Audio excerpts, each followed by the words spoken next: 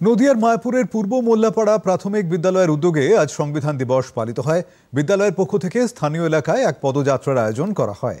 বিভিন্ন সম্প্রদায়ের মানুষ এতে পা মেলান। সাম্প্রদায়িক সম্প্রীতির এক অনন্য বার্তা ছড়িয়ে দেওয়া হয় এর মাধ্যমে। বিদ্যালয়ে এক সাংস্কৃতিক অনুষ্ঠানের আয়োজন করা হয়।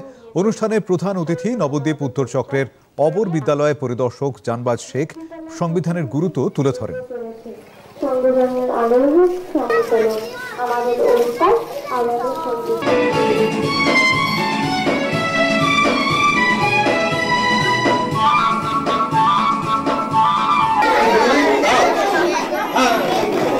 আজও হয়নি তা জানা, বারবার জানতে।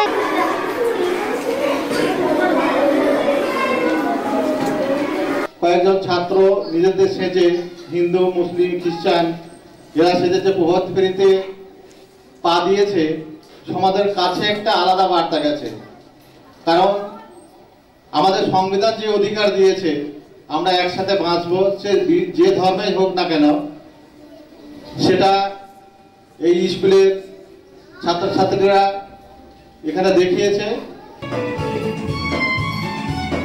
বিদ্যালয়ের প্রধান শিক্ষক হিরণ শেখ এই দিনে তাৎপর্য ব্যাখ্যা করেন।